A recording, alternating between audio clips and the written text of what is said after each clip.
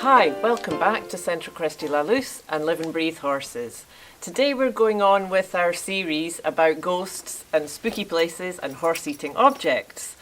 So we're going to talk today about some more practical tips that you can use to help with this.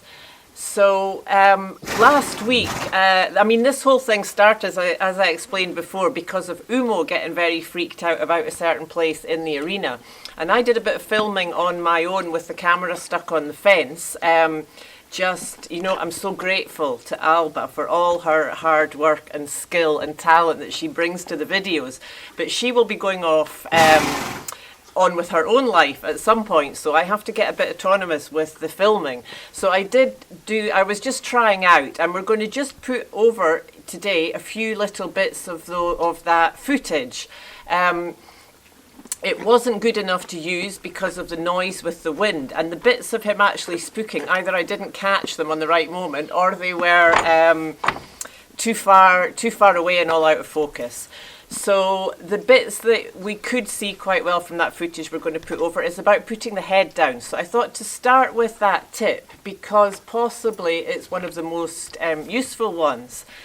So the point with all of these tips is that obviously you have to teach your horse it beforehand. And we've already talked about things being confirmed, so even though you've taught your horse something, you may well find that... Sorry, we've got another horse tied up here swinging his butt around. You may well find that when there's a stressy situation it doesn't work. So that's a positive. Then it's, aha, that's a good opportunity to see what else I need to work on. So the head down is because, when the horse lowers his poll below his withers, he automatically relaxes a bit. So it's a very good way, you can say keep looking because we want our horse to scan around and see things. Sometimes they get spooked because they didn't notice things. So we want to be scanning ourselves and teaching our horse when he hears something to look, but it's his reaction, and Umo's reaction is such, bam, instant flight, that for him just to stand there was important, just to get used to looking at things. So that they take the chance, they look around, and on that moment you can say, okay, look over there, but maybe you can just lower your head. And I did that with him a few times, ask him to put his head down, and then I'm paying attention to be still and breathing on that moment, relaxing myself, looking also around that he feels I'm in control of the situation.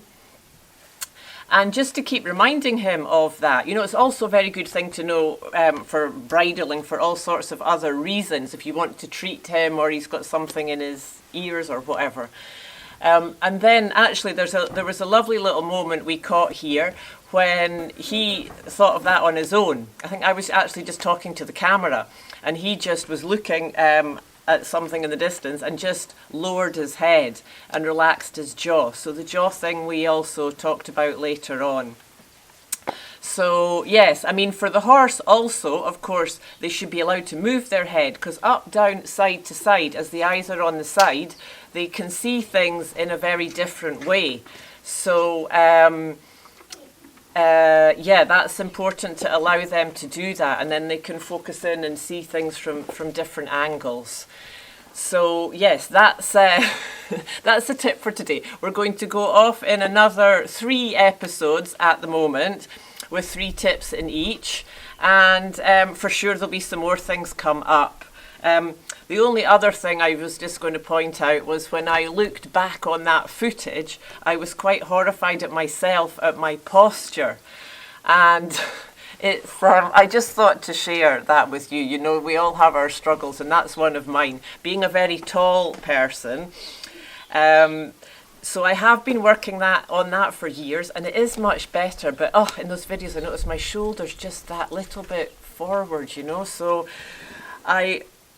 I'm trying to, I am seeing that and thinking, it's good that I become more aware of that so I can work on it. I do have some exercises from the osteopath to help with that. So I know that might be a bit random, but I just thought to throw it in. So Okay, well, we'd love to hear from you with any comments about spooky things and ghosts and horse-eating objects, and we'll see you in the next episode. Thank you for listening, and keep tuning into the light.